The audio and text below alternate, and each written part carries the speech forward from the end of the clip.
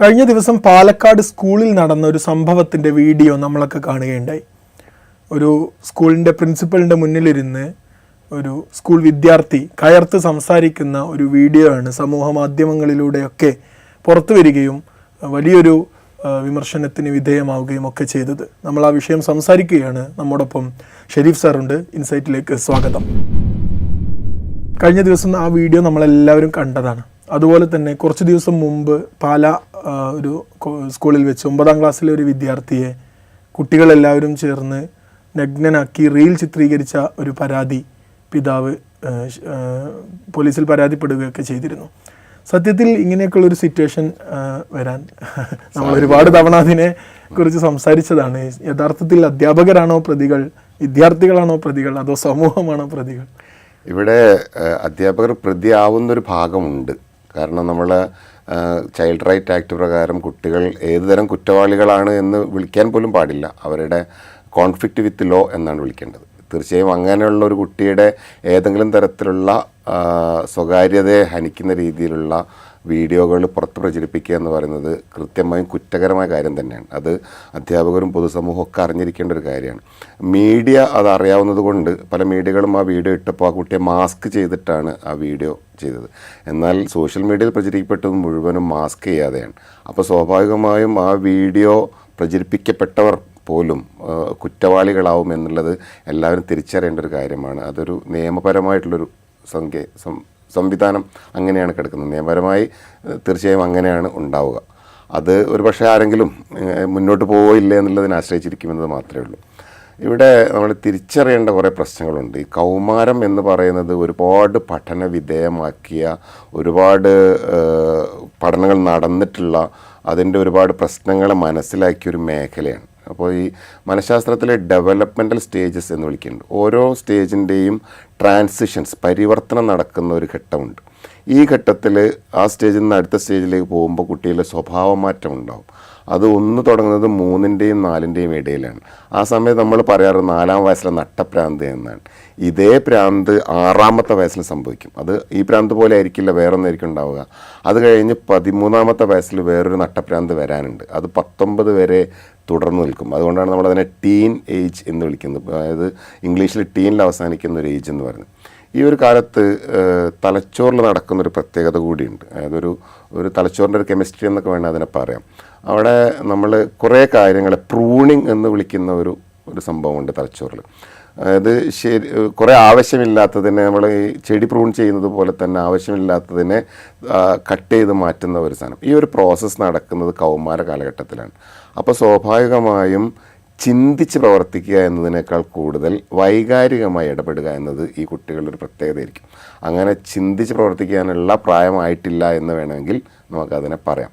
അതുകൊണ്ടാണ് നേരത്തെ ഞാൻ സൂചിപ്പിച്ച ഈ കുട്ടികൾ ചെയ്യുന്ന തെറ്റിനെ തെറ്റായിട്ട് കാണാതെ പോകുന്നത്. കാരണം ചിന്തിച്ച് തെറ്റിനെ മനസ്സിലാക്കിയിട്ടല്ല അവർ ചെയ്യുന്നത് എന്നത്. അപ്പോൾ ഇവർ സ്വാഭാവികമായിട്ടും രണ്ടല്ല ഒരുപാട് കാര്യങ്ങൾ പ്രധാനമായും കാണിക്കുക. ഒന്ന്, അനുകരണമാണ്. അവരെന്താണോ കാണുന്നത് അതിനെ അനുകരിക്കാൻ ശ്രമിക്കും. അതുകൊണ്ട് അങ്ങനെയുള്ള കുട്ടികളത് കാണിക്കരുത് എന്ന ഒരു ചിന്ത ഉണ്ടായിരുന്നു. അന്ന് സെൻസർ ബോർഡ് പ്രായപൂർത്തിയവർ മാത്രം കാണേണ്ട സിനിമകളുണ്ട്. ഇപ്പോൾ ഇറങ്ങിയ പല സിനിമകളും അങ്ങനെയാണ്. അവരുടെ സെൻസർ സർട്ടിഫിക്കറ്റ് നോക്കിയാൽ അതിൽ എ എന്ന് വലുതാക്കി എഴുതിയിട്ടുണ്ടാവും. പക്ഷേ അവരുടെ പോസ്റ്ററിൽ അത് വെക്കാറില്ല. ഇപ്പോൾ ഇത്തരം അഡൾട്ട്സ് ഓൺലി ആണ് എന്ന് പറയാറില്ല. ഇപ്പോൾ ഈ പറയുന്ന പ്രശ്നത്തിന് നിദാനമായിട്ടുള്ള സിനിമയൊക്കെ പുഷ്പ എന്ന് പറയുന്ന സിനിമ അനുകരിച്ചാണെന്നാണ് കുട്ടികൾ പറയുന്നത്. ആ സിനിമയൊക്കെ എ സർട്ടിഫൈഡ് സിനിമയാണ്. അഡൾട്ട് മാത്രമേ കാണാൻ പാടുള്ളൂ. അപ്പോൾ സ്വാഭാവികമായും കുട്ടി കാണുമ്പോൾ ഈ ഒരു പ്രശ്നം ഉണ്ടാകും എന്നതാണ് അതിൻ്റെ ഒരു കാര്യം. അതുകൊണ്ടാണ് കാണരുത് എന്ന് പറയുന്നത്. അപ്പോൾ ഇതാണ് യഥാർത്ഥത്തിൽ നടക്കുന്നത്. ഇനി രണ്ടാമത്തെ കേസിൽ, പാലക്കാടിലെ കേസിൻ്റെ കാര്യം വന്നാൽ, ഈ കൗമാരക്കാലത്തുള്ള മറ്റൊരു പ്രത്യേകതയാണ് ഷോർട്ട് ടെമ്പേർഡ് എന്ന് വിളിക്കുന്നത്. പെട്ടെന്ന് ദേഷ്യപ്പെടും, പെട്ടെന്ന് പൊട്ടിത്തെറിക്കും. ആ പൊട്ടിത്തെറിക്കൽ കുറച്ച് സമയം കഴിയുമ്പോൾ അവസാനിക്കുകയും ചെയ്യും. ഈ അധ്യാപകൻ്റെ മുൻപിൽ പൊട്ടിത്തെറിച്ച കുട്ടി ഒരു 10-15 അല്ലെ ഒരു വൈകുന്നേരം ആകുമ്പോൾ ഇതേ സ്റ്റാഫ് റൂമിൻ്റെ അല്ലെ ഓഫീസ് റൂമിൻ്റെ മുമ്പിൽ കരഞ്ഞിരിക്കുന്നു കാണാം നമുക്ക്. ഞാൻ നേരത്തെ ഒരുപാട് ഹയർ സെക്കൻഡറി സ്കൂളിൽ വർക്ക് ചെയ്തതാണ്. ആ സമയത്ത് നമ്മൾ ഇത്തരത്തിലുള്ള കുറേ പൊട്ടിത്തെറികൾ കണ്ടിട്ടുണ്ട്. ഇങ്ങനെ കണ്ട കുട്ടിയോട് നമ്മൾ ആ സമയത്ത് ഒന്നുകിൽ നമ്മൾ മാനസികമായ, അതായത് മുതിർന്നവരാണ് എപ്പോഴും മാനസിക നിലവാരം വീണ്ടെടുക്കാനുള്ള ചിന്താശേഷിയുള്ളവർ, അവരെ ഒന്ന് ചേർത്ത് പിടിച്ച് നീ എന്താണ് ഇങ്ങനെയൊക്കെ സംസാരിക്കുന്നത്, നിൻ്റെ ടീച്ചറല്ലേ എന്ന് ചോദിക്കാനുള്ള മനക്കരുത്തിന് ഒരു വിചാരത്തിന് പകരം അധ്യാപകർ അങ്ങോട്ടും തട്ടിക്കയറുമ്പോൾ ആരുടെയാണ് ചിന്തയില്ലാത്തതെന്നൊരു ചോദ്യത്തിൽ ആരാണ് പ്രതി എന്നതിൻ്റെ ഉത്തരം കിട്ടും. അതാണ് കുട്ടികൾ എന്ന് പറഞ്ഞാൽ അവരൊരിക്കലും പൂർണ്ണരല്ലല്ലോ. അതെ അതെ, അവർ മനുഷ്യരായിക്കൊണ്ടിരിക്കണം. പക്ഷെ അധ്യാപകർ അങ്ങനെയല്ല. അപ്പോൾ സമൂഹത്തിൽ അധ്യാപകർക്ക് നമ്മൾ കൽപ്പിച്ചു വെച്ചിരിക്കുന്ന ഒരു ദിവ്യ പദവിയുണ്ട്. അത് ഇങ്ങനെയുള്ള സാഹചര്യങ്ങളെ വളരെ മഹത്വപൂർണ്ണമായി ഡീല് ചെയ്ത് ഇടപെട്ട് ആ കുട്ടികൾ എന്ന് പറയുന്ന വലിയൊരു സമൂഹത്തെ സോഷ്യലൈസ് ചെയ്യുന്നതിന് സഹായിക്കുക എന്നുള്ളത് കൊണ്ട് തന്നെയാണ്. ആ ഒരു അതിന് മുതിരാതെ ഇത് വീഡിയോ എടുത്ത് പ്രചരിപ്പിക്കുക എന്ന് പറയുന്നത് കൃത്യമായിട്ടും ഒരു കുറ്റകരം തന്നെയാണെന്ന് മനസ്സിലാക്കുന്നത്. അതെ, കുറ്റം തന്നെയാണ്. അതായത് സോഷ്യൽ എഞ്ചിനീയർ എന്നാണ് ടീച്ചേഴ്സിനെ വിളിക്കാറ്. അപ്പോൾ സോഷ്യൽ എഞ്ചിനീയർ സൊസൈറ്റിയിൽ ഉണ്ടാകുന്ന പ്രശ്നങ്ങളെ തിരിച്ചറിയുകയും അത് പരിഹരിക്കാനുള്ള മാർഗങ്ങൾ കണ്ടെത്തുകയും വേണം. ഇതിനൊരു പൊതുവായ പരിഹാരമില്ല യഥാർത്ഥത്തിൽ. ഓരോ വ്യക്തിയുടെയും ഓരോ കുട്ടിയുടെയും അങ്ങനെ യൂണിവേഴ്സലൈസ് ചെയ്തുകൊണ്ട് നമുക്കൊരു സാധനത്തെ അവതരിപ്പിക്കാൻ പറ്റില്ല. ഒരു പ്രദേശത്തിന് പ്രത്യേകതകൾ ഉണ്ടാവാം. അപ്പോൾ ഒരു പക്ഷേ ഈ കുട്ടിയുടെ വരുന്ന സാഹചര്യം, കുട്ടി വരുന്ന വീടിൻ്റെ സാഹചര്യം, അതൊക്കെ പ്രശ്നം ഉണ്ടാവാം. ആ പ്രശ്നത്തെ മനസ്സിലാക്കി പെരുമാറുക എന്നത് മുതിർന്നവരുടെ ഒരു ഉത്തരവാദിത്തമാണ്. അത് അധ്യാപകരുടെ മാത്രമല്ല, രക്ഷിതാക്കളുടേതുണ്ട്, പിന്നെ സമൂഹത്തിൻ്റെതുണ്ട്, നാട്ടിലുള്ള മനുഷ്യരുടേതുണ്ട്, മുതിർന്നവരുടെ എന്ന് ഒറ്റ വൃത്തിയിൽ ഒരു അമ്പർലയ്ക്കകത്ത് നമുക്ക് അതിനെ പെടുത്താൻ പറ്റും. മുതിർന്നവരുടെ ഉത്തരവാദിത്തമാണ് കുട്ടികളെ എന്താണ് ശരി എന്ന തിരിച്ചറിവുണ്ടായി കൊടുക്കൽ. ആ ഉത്തരവാദിത്വം നിർവഹിക്കുന്നില്ല എന്നത് ഇന്നത്തെ സൊസൈറ്റിയുടെ ഒരു പ്രശ്നമാണ്. രക്ഷിതാക്കൾ പറയുന്നത് ഞങ്ങൾ പറഞ്ഞിട്ട് യാതൊരു കാര്യമില്ല, അധ്യാപകർ പറയുന്നത് കുട്ടികൾ കയർക്കുന്നത് കണ്ടില്ലേ, ഞങ്ങൾ എന്ത് ചെയ്യാൻ പറ്റുമെന്ന്. പിന്നെ ആരാണ് ഈ സൊസൈറ്റിയെ ചേഞ്ച് ചെയ്യുക? സൊസൈറ്റിയെ ചേഞ്ച് ചെയ്യിപ്പിക്കേണ്ടതിൽ ഏറ്റവും പ്രധാനപ്പെട്ട ഘടകങ്ങൾ നമ്മുടെ ഒരു സംസ്കൃത ചൊല്ല് പ്രകാരം മാതാ പിതാ ഗുരു, അവിടെയാണല്ലോ ഒന്നാമത്തേത് മാതാവും പിതാവും, അതോടൊപ്പം മൂന്നാമത്തെ ആളായിട്ട് ഗുരുവും വരുന്നു. അപ്പോൾ മാതാവിൽ നിന്ന് തുടങ്ങേണ്ട ഒരു വലിയ ഉത്തരവാദിത്വം പുതിയ കാലത്തുണ്ട്. പാരൻറ്റിങ്ങിൻ്റെ ഒരു വലിയ ഉത്തരവാദിത്വമുണ്ട്. ആ ഉത്തരവാദിത്വം മുതൽ ഏറ്റെടുക്കണം. അതിലൊരു പ്രത്യേകത എന്താണെന്ന് വെച്ചാൽ ഇപ്പോൾ 2024 ഓക്സ്ഫോർഡ് ഡിക്ഷണറിയുടെ വേർഡായിട്ട് സെലക്ട് ചെയ്ത ബ്രെയിൻ റോട്ട് എന്ന് പറഞ്ഞൊരു വേർഡിനായിരുന്നു. ഈ ബ്രെയിൻ റോട്ടും ഇതേപോലെ സംഭവിക്കാവുന്ന, ഏറ്റവും കൂടുതൽ സംഭവിക്കാൻ സാധ്യതയുള്ളൊരു പ്രായം കുട്ടികളിലാണ്, മുതിർന്നവരിലില്ല എന്നല്ല. അതിൻ്റെ ഒരു പ്രത്യേകത എന്താണെന്ന് വെച്ചാൽ നമ്മളിപ്പോൾ ഒരു വീഡിയോ കാണുന്നു സോഷ്യൽ മീഡിയയിൽ. ആ വീഡിയോ 7 സെക്കൻഡിലധികം കണ്ടു കഴിഞ്ഞാൽ നമുക്ക് ആ വീഡിയോ, അത്തരം വീഡിയോ ഇഷ്ടമാണ് എന്ന് അൽഗോരിതം തീരുമാനിക്കുന്നു. മെഷീൻ ലേണിംഗ് അങ്ങനെയാണ് തീരുമാനിക്കുന്നത്. പിന്നെ നമ്മളെ നിരന്തരം കാണിച്ചുകൊണ്ടിരിക്കുന്നത് ആ വീഡിയോയോട് റിലേറ്റ് ചെയ്ത കണ്ടൻറ്റുകളായിരിക്കും. അതൊരു 10-14 വീഡിയോകൾ നമ്മൾ കാണും. അപ്പോൾ നമ്മൾ ഒരു കളവ് കാണുകയാണ് എങ്കിൽ 14 ആവർത്തിക്കുന്ന കളവായിരിക്കും നമ്മൾ കാണുക. അപ്പോൾ സ്വാഭാവികമായും ആവർത്തിക്കുന്ന കളവുകൾ സത്യമായിട്ട് തോന്നും. അപ്പോൾ നമ്മളുടെ ചിന്തയിൽ, ഈ ബ്രെയിനിൽ യഥാർത്ഥ സത്യം പറയാനുള്ള കപ്പാസിറ്റി ഉണ്ടാവേണ്ടതൊരാവശ്യം മാറും. അതില്ലാതിരിക്കുമ്പം നമുക്ക് എന്താണ് യാഥാർത്ഥ്യം തിരിച്ചറിയാതെ കളവുകൾ, കാരണം സോഷ്യൽ മീഡിയയിൽ ഒരു തരത്തിലുള്ള സെൻസറിങ്ങും ഇല്ല. വേറെ എല്ലാ കാര്യത്തിലും എന്താണ് കാണിക്കേണ്ടത് എന്നൊരു ബോധമുണ്ട്. ഈ ഒരു തിരിച്ചറിവിൽ നിന്നാണ് ഓസ്ട്രേലിയ കുട്ടികളുടെ സോഷ്യൽ മീഡിയ നിരോധിച്ചെന്ന് മാത്രമല്ല 50,000 പൗണ്ടാണ് അവിടെ ഫൈനായിട്ടിടുന്നത്. അപ്പോൾ ഇന്ത്യൻ റുപ്പീസ് വെച്ച് നോക്കിയാൽ 21,23 ലക്ഷം രൂപ വരും. അപ്പോൾ ഒരു കുട്ടി മൊബൈൽ ഫോണിലെ സോഷ്യൽ മീഡിയ ഉപയോഗിച്ചാൽ 21 കോടി ഞാൻ ഫൈൻ അടക്കേണ്ടി വരുമെന്ന് പറയുന്ന പാരൻറ്റ് ഒരിക്കലും ഞാൻ പറഞ്ഞാൽ കേൾക്കില്ല എന്ന മറുപടി പറയില്ല. അപ്പോൾ നമുക്ക് പറ്റാഞ്ഞിട്ടല്ല, അത് പറ്റണം എന്ന ബോധം നമ്മളിൽ എത്താത്തതാണ്. അത് അധ്യാപകരിലും രക്ഷിതാക്കളിലും എത്തിയിട്ടില്ല എന്നത് വലിയൊരു പ്രശ്നം തന്നെയാണ്. അപ്പോൾ അതുകൊണ്ട് മുതിർന്നവരുടെ മുഴുവൻ ഉത്തരവാദിത്തമാണ് കുട്ടികളെ ഉത്തരവാദിത്തമുള്ളവരാക്കി മാറ്റുക എന്ന് പറയുന്ന തിരിച്ചറിവ് നമ്മളിലേക്ക് എത്തേണ്ടതുണ്ട്. ഇപ്പോൾ പാലക്കാട് നിന്ന് പുറത്തു വന്ന, ആ സ്കൂളിൽ നിന്ന് പുറത്തു വന്ന വീഡിയോയിൽ കാരണമായി പറയുന്നത് മൊബൈൽ ഫോൺ പിടിച്ചു വെച്ചു എന്നുള്ളതാണ്. സ്കൂളുകളിൽ മൊബൈൽ ഫോൺ ഉപയോഗിക്കുന്നതിന് പരിധികൾ, നിയന്ത്രണങ്ങളൊക്കെ ഉണ്ടാവും. പക്ഷേ മൊബൈൽ ഫോൺ ആരും അങ്ങനെ ഉപയോഗിക്കാത്ത സാധനമൊന്നുമല്ല, ഒരു നിരോധിത വസ്തുവൊന്നുമല്ല. വീടുകളിലും സമൂഹത്തിലൊക്കെ വ്യാപകമായി ഉപയോഗിക്കുന്ന ഒരു വസ്തു കൂടിയാണ്. ഇങ്ങനെയുള്ള നിയമങ്ങൾ നമ്മൾ കർശനമായി സ്കൂളുകളിൽ പ്രയോഗിക്കുമ്പോൾ ശ്രദ്ധിക്കേണ്ട ചില കാര്യങ്ങളെക്കുറിച്ച്, നമ്മൾ എടുക്കേണ്ട ചില മുൻകരുതലുകളെക്കുറിച്ച് കൂടി ഈ സംഭവം നമുക്ക് സന്ദേശം നൽകുന്നില്ലേ? ഇതിലുണ്ടായ ഒരു പ്രത്യേകത എന്താണെന്ന് വെച്ചാൽ, ഒന്ന്, കേരളത്തിലെ കലാലയങ്ങളിൽ മൊബൈൽ ഫോണില്ല. സ്കൂളിൽ മാത്രമല്ല, കോളേജിലും മൊബൈൽ ഫോൺ ഉപയോഗിക്കാൻ പാടില്ല. ചില സ്കൂളുകളൊക്കെ ചെയ്യുന്നത് കുട്ടികൾ മൊബൈൽ ഫോൺ കൊണ്ടുവരുമ്പം അത് സ്റ്റാഫിൽ വാങ്ങി വയ്ക്കുകയും തിരിച്ചു പോകുമ്പോൾ കൊണ്ടുപോവുകയാണ് ചെയ്യുന്നത്. ചില സ്കൂളുകളിൽ ഇത് വളരെ ഒരു ക്രിമിനൽ പോലെ കണ്ടുകൊണ്ട് കുട്ടികളുടെ ബാഗൊക്കെ പരിശോധിച്ച് അത് വലിയ പ്രശ്നമാവുന്നു. അപ്പോൾ കുട്ടികൾ അതിന് പകരം പ്രതിവിധികൾ കണ്ടെത്തും. അവർ കൊണ്ടുവരുന്ന ഫോണ് തൊട്ടടുത്തുള്ള കടയിൽ, അത് 10 രൂപയാണ് അത്ര, കടയിൽ സൂക്ഷിക്കാൻ കൊടുക്കും. കുട്ടികൾ പറഞ്ഞതാണ്. അങ്ങനെ കടയിൽ സൂക്ഷിക്കാൻ കൊടുക്കുന്നു, തിരിച്ചു പോകുമ്പോൾ വാങ്ങിക്കൊണ്ട് വന്നു. അങ്ങനെയുള്ള കുറേ കാര്യങ്ങൾ നടക്കുന്നുണ്ട്. ഇതിൽ സംഭവിച്ചൊരു കാര്യം എന്താണെന്ന് വെച്ചാൽ, കോവിഡ് കാലത്ത് ഒരു സ്തംഭനാവസ്ഥ വന്നു. കോവിഡ് മനുഷ്യജീവിതത്തിൽ ഉണ്ടാക്കിയ ഒരുപാട് പ്രശ്നങ്ങളുണ്ട്.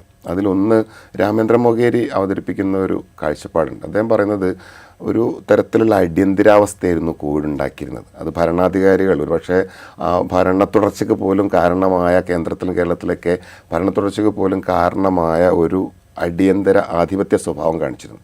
അതായത് നമ്മൾ ഒരു വ്യക്തി എങ്ങനെ ജീവിക്കണമെന്ന് ഭരണകൂടം നിശ്ചയിക്കുന്നു, അല്ലെങ്കിൽ സമൂഹം നിശ്ചയിക്കുന്നു. ഭരണകൂടം എന്ന് മാത്രമായിട്ട് പറയാൻ പറ്റില്ല, സമൂഹം നിശ്ചയിക്കുന്നൊരവസ്ഥ. മാസ്ക് ഇട്ടില്ലെങ്കിൽ അടി കിട്ടുന്നു, റോട്ടിലേക്ക് ഇറങ്ങിയാൽ അടി കിട്ടുന്നു, അപ്പോൾ നിങ്ങൾ കൈ കഴുകണം, മാസ്ക് ഇടണം, ഇങ്ങനെ കുറേ നിർദ്ദേശങ്ങൾ പാലിക്കുന്ന ഒരു സമൂഹമായി മാറി വന്നു. അപ്പോൾ അതുകൊണ്ട് ഇത്തരം നിർദ്ദേശം കൊടുക്കുന്നവരുടെ ഉള്ളിൽ അറിയാതൊരു അധികാരബോധം കടന്നു വന്നു. അപ്പോൾ മുതിർന്നവർ മുഴുവനും ഇത്തരത്തിൽ അധികാര പ്രയോഗത്തിലേക്ക് മാറി. കുട്ടികൾ വേറൊരു മാറ്റത്തിലേക്കാണ് വന്നത്. അതൊന്ന്, കോവിഡ് സ്തംഭിച്ച സമയത്ത് നമ്മൾ ഓൺലൈനിലേക്ക് വിദ്യാഭ്യാസം മാറി. അപ്പോൾ ക്ലാസ്സുകൾ കാണാൻ അവർ ഓൺലൈൻ മീഡിയകൾ ഉപയോഗിച്ചു. അപ്പോൾ സ്വാഭാവികമായും ഈ മീഡിയയ്ക്ക് ഒരു തരം അഡിക്ഷൻ ഉണ്ട്. ഇത് ലോകത്ത് ചർച്ച ചെയ്യപ്പെട്ടാണ്. 2019 ശേഷം ഇറങ്ങുന്ന എല്ലാ ഫോണിലും ഒരു ഡിജിറ്റൽ വെൽബീങ് എന്ന് പറയുന്നൊരു ആപ്പ് ഉണ്ട്. ഈ ആപ്പ് ലോകം ചർച്ച ചെയ്തിട്ട് മനുഷ്യന്മാർക്ക് ഈ അഡിക്ഷൻ ഉണ്ടാകുമെന്ന തിരിച്ചറിവിൽ നിന്നാണ് ഈ ഡിജിറ്റൽ വെൽബീങ് എന്ന് പറയുന്ന ആപ്പ് കൊണ്ടുവരുന്നത്. എത്ര സമയം സ്ക്രീൻ ഉപയോഗിക്കുന്നു, അതിൽ പോസിറ്റീവായിട്ട് ഉപയോഗിച്ച് ഏതാണ്, ഇതെല്ലാം ഈ ഡിജിറ്റൽ വെൽബീങ്ങിൽ കാണാൻ പറ്റും. അപ്പോൾ ഈ ഒരു കാഴ്ചപ്പാട് കുട്ടിയിൽ സ്വാഭാവികമായിട്ടുണ്ടാകും. കാരണം അവർ മൊബൈൽ കൊടുക്കാൻ പാരൻസ് നിർബന്ധിതരായി, കുട്ടികൾ കാണാൻ നിർബന്ധിതരായി. അത് കുട്ടികളിൽ പറയുന്ന സ്ക്രീൻ അഡിക്ഷൻ പോലെ ഒരുപാട് കുട്ടികളിൽ അത് മൊബൈൽ മാറ്റിവെക്കാൻ പറ്റാത്ത അവസ്ഥയിലേക്ക് കുട്ടി മാറി. അപ്പോൾ ഷോർട്ട് ടെമ്പേർഡ് ആയിരിക്കുന്ന ഒരു കുട്ടിയെ സംബന്ധിച്ചിടത്തോളം മൊബൈൽ കിട്ടാതിരുന്നാൽ പ്രശ്നമായിരിക്കും. ഇപ്പോൾ അധ്യാപകർ തന്നെ പറയുന്ന രസകരമായ ഒരു കാര്യമുണ്ട്. ഇപ്പോൾ കുട്ടികളുടെ PTA മീറ്റിങ്ങിന് പാരൻസ് വന്നില്ലെങ്കിലും മൊബൈൽ ഫോൺ പിടിച്ചു വെച്ചാൽ പാരൻസ് തിരിച്ചു വാങ്ങാൻ വരും. കാരണം അവർക്ക് വീട്ടിൽ നിൽക്കാൻ പറ്റില്ല എന്ന്. അതൊരു വലിയ പ്രശ്നമാണ്. കാരണം കുട്ടികൾ അത്രമേൽ മൊബൈലുമായിട്ടാണ് പോകുന്നത്. അപ്പോൾ ഈ ഒരു സമയത്ത് ഈ പ്രശ്നം തിരിച്ചറിഞ്ഞത് കൊണ്ടാണ് ഓസ്ട്രേലിയ നിരോധിക്കുക എന്ന് പറയുന്നൊരു കാഴ്ചപ്പാടിലേക്ക് എത്തി. ഇത് തിരിച്ചറിഞ്ഞുകൊണ്ടാണ് ഇംഗ്ലണ്ടും ഇനി നിരോധിക്കാൻ പോവുകയാണ്. അപ്പോൾ ഇന്ത്യയിൽ അങ്ങനെ ഒരു നിരോധനത്തെക്കുറിച്ചുള്ള ആലോചനകളില്ല. പക്ഷേ പാരൻസ് കുട്ടികളുടെ സമയനിഷ്ഠ, ഫോണും മുഴുവനായും ഉപേക്ഷിക്കുക എന്നതല്ല, 2 കാര്യങ്ങളിൽ ശ്രദ്ധയുണ്ടായേ പറ്റൂ.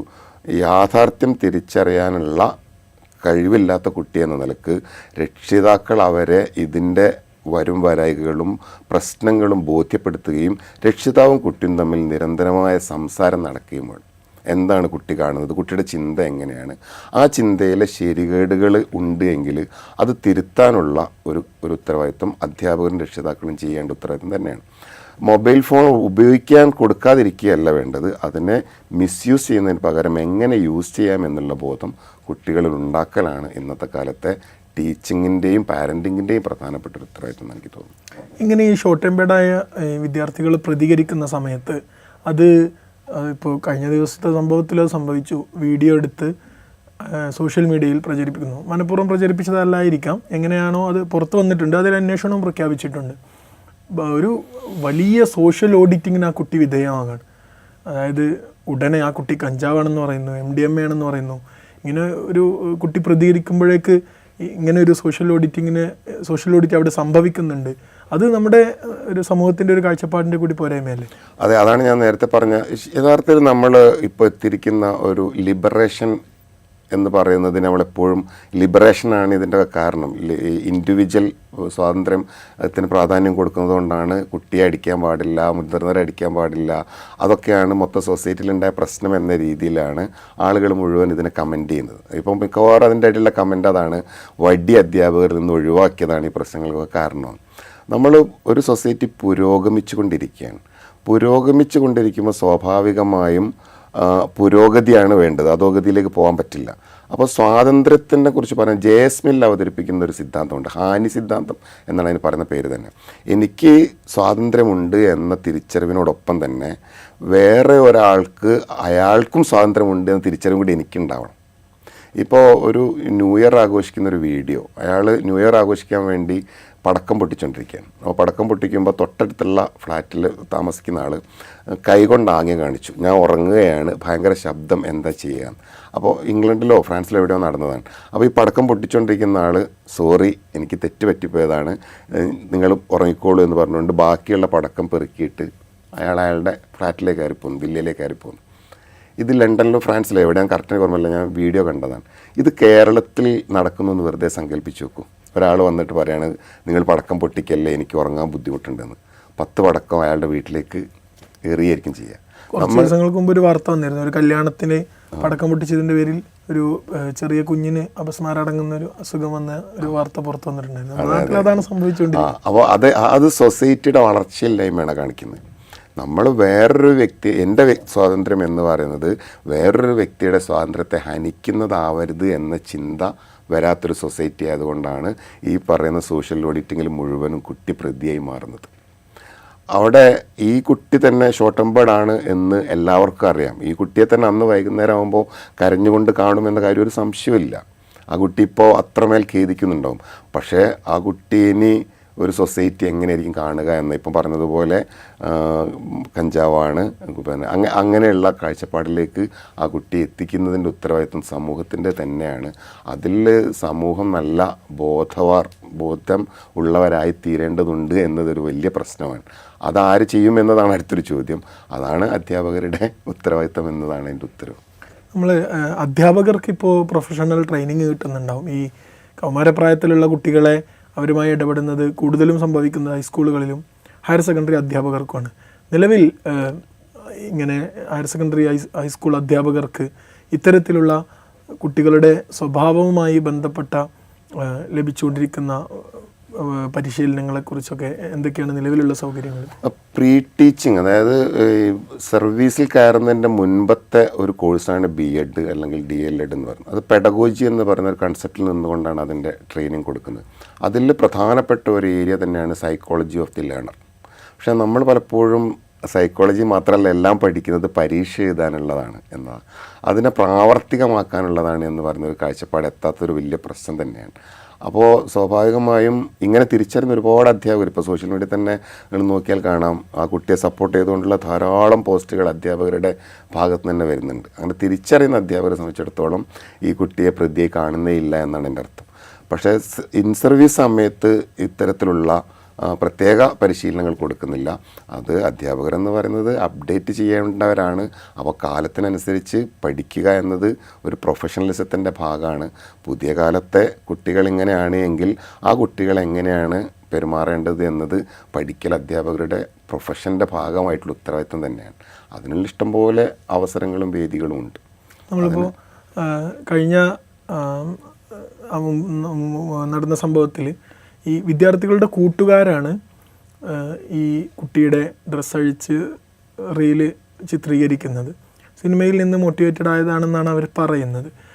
ഇങ്ങനെ സിനിമയുടെ അല്ലെങ്കിൽ സോഷ്യൽ മീഡിയയിൽ വരുന്ന റീലുകളുടെയൊക്കെ സ്വാധീനം ഒരു ഭാഗത്തുണ്ട്. അതോടൊപ്പം കൂട്ടുകാരിൽ നിന്ന് ഇത്തരത്തിലുള്ള ബാഡ് ഇൻഫ്ലുവൻസ് ലഭിക്കുന്ന സന്ദർഭങ്ങളും കൂടി വരികയാണല്ലോ. അപ്പോൾ അതെങ്ങനെയാണ് നമ്മുടെ കുട്ടികളെ സ്വാധീനിക്കുക? ശരിക്കും ഈ പിയർ പ്രഷർ എന്ന് പറയുന്നത് ഏറ്റവും അധികം ഉണ്ടാകുന്ന ഒരു കാലമാണ് 13 മുതൽ 19 വരെയുള്ള പ്രായം. അതായത് അവർ പലപ്പോഴും പല പ്രവൃത്തികളും ചെയ്യുന്നത് അവരുടെ ഇഷ്ടത്തിനല്ല, കൂട്ടുകാർ പിണങ്ങാതിരിക്കാൻ വേണ്ടിയിട്ടോ കൂട്ടം തെറ്റാതിരിക്കാൻ വേണ്ടിയിട്ടോ ആണ്. അതിനെ നമ്മൾ പിയർ എപ്പോഴും പ്രഷർ ഉണ്ടാക്കിക്കൊണ്ടിരിക്കുന്ന ഒരു സാധനം അതാണ്. ഈ പിയർ പ്രഷർ എന്ന് പറയുന്നത് തന്നെ കെയർഫുള്ളി കെയർലെസ് എന്ന് പറയുന്ന ഒരു ടെക്നിക്കാണ് ഇത്തരത്തിലുള്ള കുട്ടികളോട് ഇടപഴകുമ്പോൾ ഉണ്ടാവേണ്ടത് എന്നാണ്. അവരെ നമ്മൾ സ്വതന്ത്രമായി വിടുന്നു എന്ന തോന്നൽ അവർക്ക് കൊടുക്കുമ്പോൾ പോലും അവരുടെ പ്രവർത്തികളെ നിരീക്ഷിക്കപ്പെടേണ്ടതുണ്ട്. അത് നിരീക്ഷിക്കുക എന്ന് പറയുന്നത് നേരത്തെ നമ്മൾ പറഞ്ഞ ഒരു സദാചാര കണ്ണുകൊണ്ട് നോക്കുക എന്ന അർത്ഥത്തിലല്ല ഞാൻ പറയുന്നത്. കാരണം അവർക്കിത് ശരിയാണോ തെറ്റാണോ തിരിച്ചറിയാൻ പറ്റാത്തൊരു സാഹചര്യം ഉണ്ടല്ലോ. അപ്പോൾ സ്വാഭാവികമായും അവർ സ്വതന്ത്രരായിട്ട് ജീവിക്കുന്നു എന്ന ബോധം അവരുണ്ടാക്കുകയും അതാണ് കെയർഫുള്ളി കെയർലെസ് എന്ന് പറയുന്ന ഒരു കെയർലെസ് ആയിട്ടാണ് നമ്മൾ വിടുന്നെങ്കിൽ തോന്നുമ്പോൾ പോലും അതിലൊരു കെയർ ഉണ്ടാവുക എന്ന്.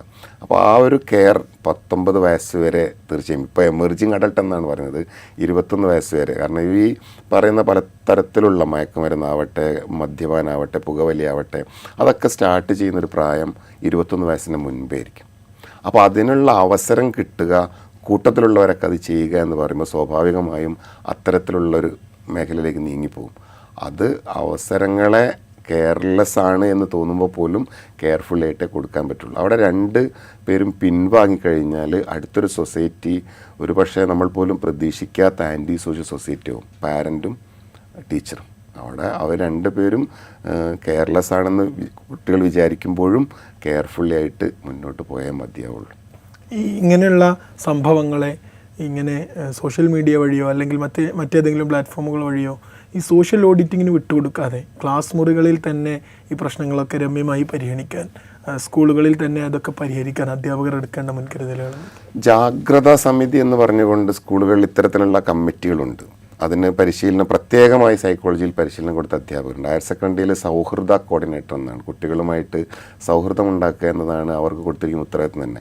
അത് ആ ജാഗ്രതയുടെ കൺവീനർക്കോ അല്ലെ സൗഹൃദയുടെ കോർഡിനേറ്റർക്കോ മാത്രമുള്ള ഉത്തരവാദിത്തമായിട്ട് അധ്യാപകർ ഇതിനെ കാണാതിരിക്കുക എന്നുള്ളതാണ് ഒരു കാര്യം. എല്ലാവരുടെയും ഉത്തരവാദിത്തം തന്നെയാണ്. അപ്പോൾ കുട്ടിയിൽ പരസ്പരം സംസാരിച്ച് മീഡിയേഷൻ ടെക്നിക്ക് എന്ന് പറയുന്ന ഒരു പ്രധാനപ്പെട്ട ടെക്നിക്ക് തന്നെയാണ്. അപ്പോൾ അതിലൊരു ടീച്ചർ അങ്ങനെ ഇടപെടുന്നുണ്ട്. ഈ ഒരു വീഡിയോയിൽ തന്നെ കാണാൻ പറ്റും, സാറേ സംസാരിക്കല്ലേ എന്ന് പറഞ്ഞുകൊണ്ട്.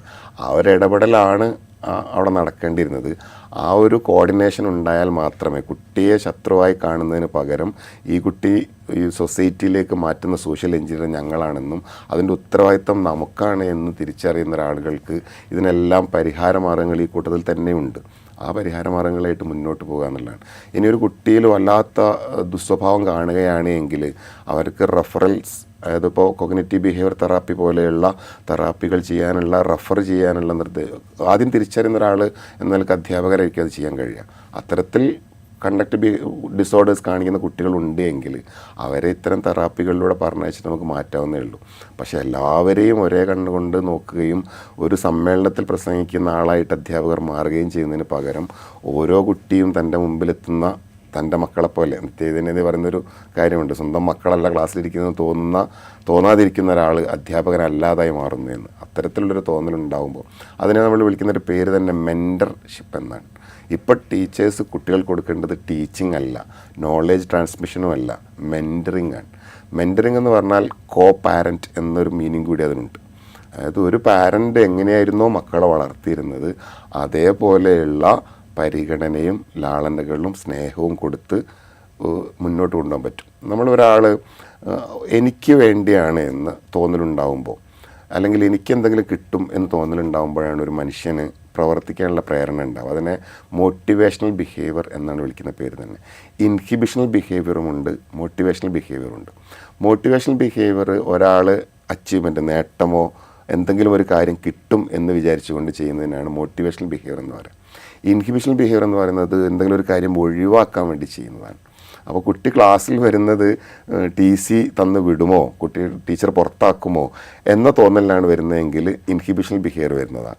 അതല്ല എനിക്ക് പഠിക്കണം, എനിക്ക് മാറണം എന്ന തോന്നലിലാണ് വരുന്നതെങ്കിൽ മോട്ടിവേഷണൽ ബിഹേവിയർ വരുന്നത്. അപ്പോൾ കുട്ടിയിൽ ടീച്ചേഴ്സ് ഉണ്ടാക്കേണ്ടത് മോട്ടിവേഷണൽ ബിഹേവിയറാണ്. പക്ഷേ ഇപ്പോൾ ഉണ്ടായിക്കൊണ്ടിരിക്കുന്നത് ഇൻഹിബിഷണൽ ബിഹേവിയറാണ്. അതുകൊണ്ടാണ് അവരെ ഇത്തരത്തിൽ മാറ്റാൻ പറ്റാത്തത്. കോവിഡിൻ്റെ കാലത്ത് നമ്മൾ മാസ്ക് ധരിച്ചത് ഒരു വിധത്തിൽ പറഞ്ഞാൽ ഭയം വേണ്ട എന്ന് പറഞ്ഞാൽ പോലും ഭയമാണ്. പക്ഷേ എനിക്ക് പനി വരുമോ എന്ന് പേടിച്ചിട്ടാണ് ഞാൻ മുഖം കഴുകാൻ തയ്യാറായത്. റോട്ടിലേക്ക് ഇറങ്ങുമ്പോൾ അടി കിട്ടും. അന്ന് അടിയന്തരാവസ്ഥ പോലെ അടി ഉണ്ടായിട്ട് ആരെങ്കിലും പ്രതിഷേധിച്ചോ?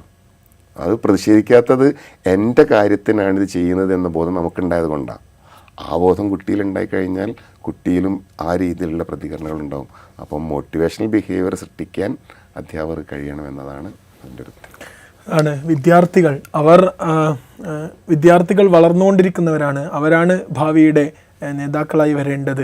ആ വിദ്യാർത്ഥികളെ നിർണയിച്ചെടുക്കുന്നതിൽ, അവരെ സമൂഹത്തിൻ്റെ ഉത്തമ പൗരന്മാരാക്കി മാറ്റുന്നതിൽ പങ്കുവഹിക്കുന്നവരാണ് അധ്യാപകർ. വിദ്യാർത്ഥികൾ ഒരിക്കലും കുറ്റവാളികളാവുന്നില്ല. അവർക്ക് തെറ്റുപറ്റുമ്പോൾ ആ തെറ്റിനെ മികച്ച രീതിയിൽ കൈകാര്യം ചെയ്ത് അത് പ്രൊഫഷണലായി തന്നെ കൈകാര്യം ചെയ്യേണ്ടവരാണ് അധ്യാപകർ. അല്ലാതെ അവരെ ഇങ്ങനെ വീഡിയോ എടുത്ത് സോഷ്യൽ ഓഡിറ്റിങ്ങിന് വിട്ടുകൊടുക്കേണ്ടവരല്ല എന്ന് തന്നെയാണ് സാറും പറയുന്നത്.